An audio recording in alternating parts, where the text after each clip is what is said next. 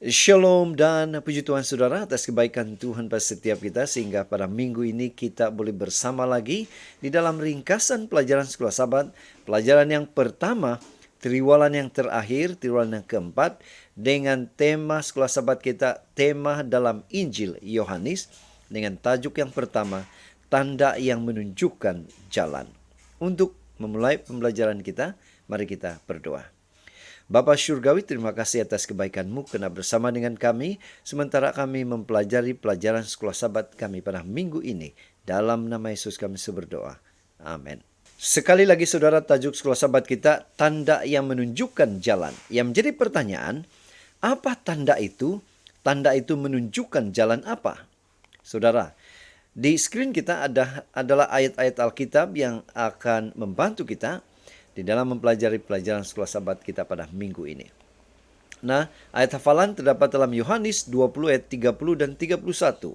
Versi Borneo mengatakan, Yesus telah melakukan banyak lagi mukjizat di hadapan murid-muridnya, tetapi tidak ditulis di dalam kitab ini. Tetapi segala yang telah ditulis di sini bertujuan supaya kamu percaya bahwa Yesus ialah Kristus, Anak Tuhan, dan karena kamu percaya kepadanya, kamu akan memperoleh hidup dalam namanya. Pendahuluan Sekolah Sabat. Mengapakah Yohanes menulis kitab Injilnya? Adakah dia ingin menekankan mukjizat Yesus atau untuk menekankan beberapa ajaran Yesus yang tertentu? Apakah sebabnya dia menulis apa yang dia telah tuliskan? Apabila Yohanes mula menulis Injilnya, sudah ada 3 versi kehidupan Yesus yang diiktiraf sebagai diilhamkan, yaitu Injil Matius, Markus, dan Lukas.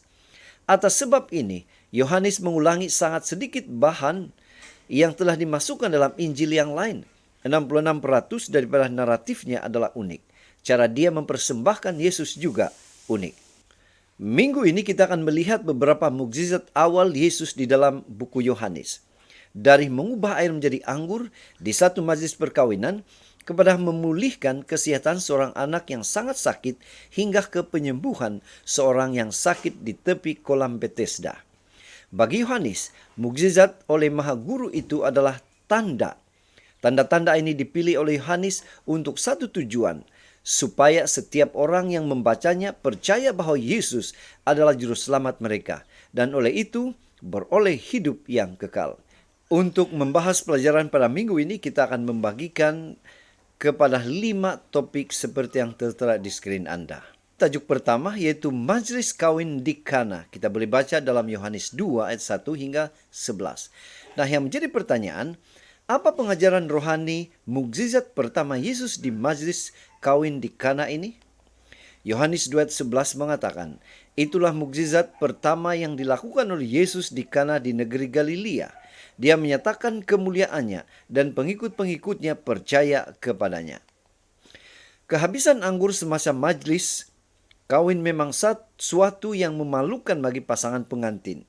Tetapi syukur dengan campur tangan Yesus, mereka dapat menghidangkan anggur yang baik sebagai kemuncak pesta mereka. Dalam melihat Yesus melakukan mukjizat mengubah air menjadi anggur telah memberikan bukti yang mendukung keputusan para murid untuk mengikuti Yesus. Bagaimana mungkin ini tidak menjadi tanda yang kuat yang menunjukkan dia sebagai seseorang yang datang dari Tuhan? Mereka mungkin belum bersedia untuk memahami bahwa dia adalah Tuhan. Dalam menerangkan mukjizat ini, Yohanes mengarahkan pikiran kita daripada air, lambang penyucian, Yohanes 2 ayat 6, kepada anggur baru, lambang penebusan, 1 Korintus 11:25. Mukjizat ini juga merupakan tanda yang menghubungkan Yesus dengan Musa dan oleh itu mengaitkan dia dengan Nabi atau Mesias yang diumumkan olehnya. Ulangan 18 ayat 15. Musa mengubah air suci Sungai Nil menjadi darah. Yesus mengubah air yang disucikan menjadi anggur, simbol darahnya sendiri. Di skrin kita ada 2 pertanyaan yang kita boleh bincang di dalam kelas Sekolah Sabat kita. Tajuk kedua, tanda kedua di Galilea, Yohanes 4 ayat 46 hingga 54. Yang menjadi pertanyaan, apa pengajaran rohani mukjizat kedua Yesus dengan menyembuhkan anak pegawai kerajaan di Kapernaum? Yohanes 4 ayat 54 mengatakan, inilah mukjizat kedua yang dilakukan oleh Yesus di Galilea setelah dia datang dari Yudea. Seorang pegawai kerajaan yang tinggal di Kapernaum bersedih tentang anaknya yang sakit. Telah memutuskan untuk pergi ke Kana dan meminta Yesus datang dan menyembuhkan anaknya. Jika Yesus melakukan ini, dia akan percaya kepadanya. Respon Yesus menunjukkan bahwa dia amat mengetahui pikiran pegawai itu. Mukjizat dalam diri mereka sendiri tidak membuktikan bahwa Yesus adalah Mesias. Setan sendiri boleh melakukan mukjizat. Keluaran 7, Wahyu 13. Nah, pegawai itu perlu memutuskan sama ada untuk percaya kepada Yesus atau tidak sebelum mukjizat itu dapat dilakukan. Walaupun naratif tidak menyatakan demikian, kita boleh bayangkan air mata pegawai itu ketika dia merayu demi nyawa anaknya yang kini bergantung pada imannya sendiri. Pada kata-kata Yesus dan tanpa sebarang bukti tentang mukjizat itu akan berlaku, dia menjadi percaya. Begitulah keyakinannya yang menyebabkan dia membuat perjalanan untuk bertemu Yesus.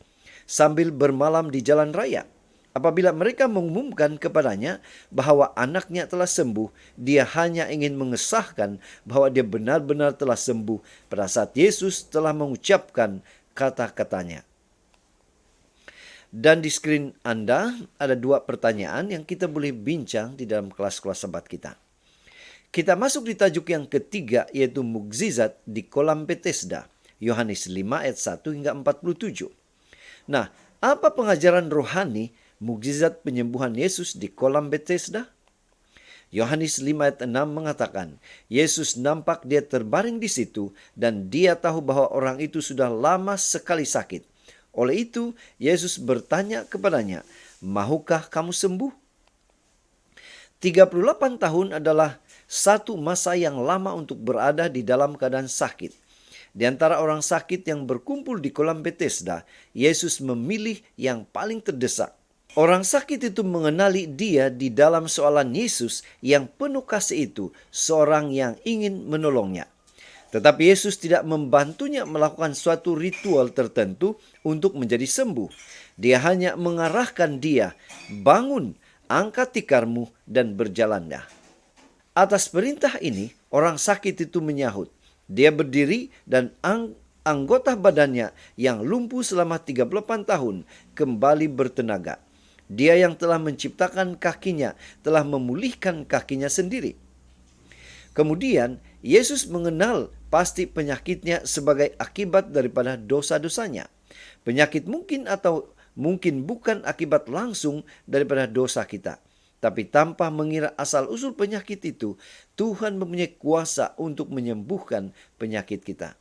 Yakobus 5, 14 hingga 17. Dan di skrin kita, di skrin Anda, ada 2 pertanyaan yang kita boleh bincang di dalam kelas sekolah Sabat kita. Kita masuk di tajuk yang keempat, yaitu hati keras. Yohanes 5 ayat 1 hingga 47. Nah, apakah pengajaran yang boleh kita ambil daripada kekerasan hati yang luar biasa pada para pemimpin agama terhadap Yesus dan mukjizat yang baru saja dia lakukan? Yohanes 5 ayat 16 mengatakan, oleh itu mereka mula memusuhi Yesus karena dia menyembuhkan orang pada hari Sabat. Tanda-tanda, keajaiban dan mukjizat dengan sendirinya tidak membuktikan bahwa sesuatu itu daripada Tuhan. Namun sebaliknya, jika semuanya datang dari Tuhan, adalah satu perkara yang bahaya jika kita menolaknya. Adalah logik bahwa apabila sembuh, lelaki yang sakit itu akan pulang dengan mengangkat barang-barangnya. Tetapi dia melanggar hari Sabat, Yohanes 5 ayat 10. Berhadapan dengan tuduhan ini, lelaki itu mempertahankan dirinya dengan mengatakan bahwa penyembuhannya telah mengarahkannya berbuat demikian. Dan perkara itu telah selesai di situ. Yohanes 5 ayat 11 hingga 13. Saudara, berpikir bahwa mereka ingin memuji penyembuh mereka, apabila dia mendengar bahwa Yesus telah menyembuhkannya, dia berlari untuk memberitahu mereka yang bertanya kepadanya. Tetapi tidak semua orang bertindak balas dengan cara yang sama terhadap tanda-tanda yang Yesus lakukan. Yesus tahu bahwa dia akan membangkitkan prasangka apabila dia memerintahkan orang yang lumpuh itu untuk mengangkat tempat tidurnya pada hari Sabat. Tujuannya adalah untuk membuat para antagonisnya berpikir tentang apa yang lebih penting, tradisinya atau penyembuhan seorang lelaki. Mengapakah mereka tidak mahu memahami perkara ini?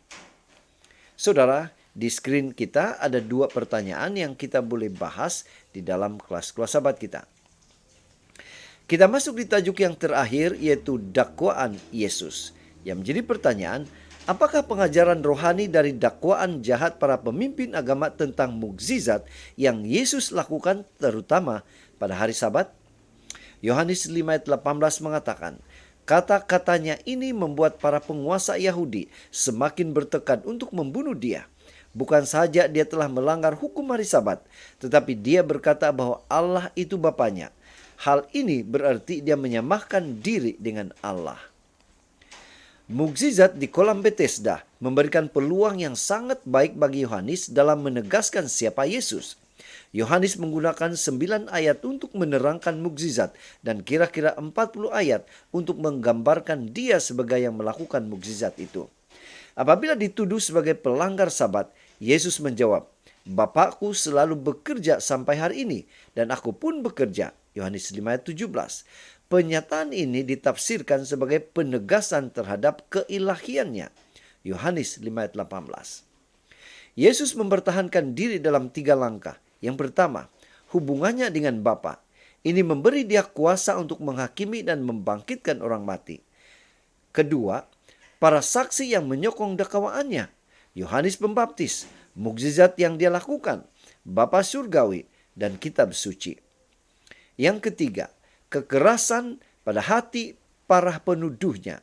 Musa sendiri yang mereka dakwa sebagai yang mereka percayai akan menghukum mereka karena mereka tidak percaya kepada dia yang dikatakan olehnya.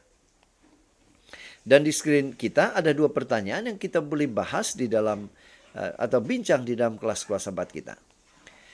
Pena Inspirasi juga menjelaskan, dalam Injil watak Kristus digambarkan. Semasa dia turun selangkah demi selangkah dari tahtanya, keilahiannya terselubung dalam kemanusiaan. Tetapi dalam mukjizatnya, doktrinnya, penderitaannya adalah khazanah kebijaksanaan yang tidak habis-habisnya dicatatkan untuk kita melalui ilham dalam firman Tuhan. Masa tidak akan mencukupi untuk menghabiskan keajaiban tindakan penyelamat itu, tetapi melalui zaman yang kekal, Kristus akan menjadi sains dan nyanyian jiwa oleh mereka yang ditebus. Perkembangan baru tentang kesempurnaan dan kemuliaan Tuhan dalam wajah Yesus Kristus akan berlangsung selama-lamanya. Dan sekarang, mesti ada pergantungan yang sempurna pada jasa dan anugerahnya. Mesti ada ketidakpercayaan terhadap diri sendiri dan iman yang hidup kepadanya. Ellen G. White, Lift Him Up, Januari 26.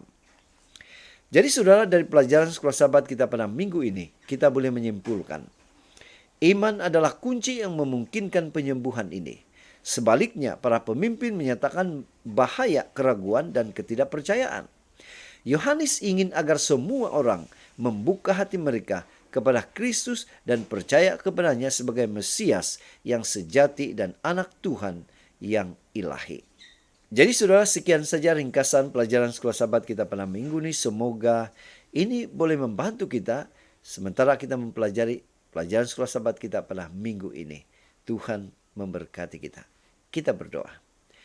Bapa di surga, terima kasih karena membantu kami Tuhan dalam mengerti dan mempelajari pelajaran sekolah sahabat kami pada minggu ini. Dalam nama Yesus kami berdoa. Amin.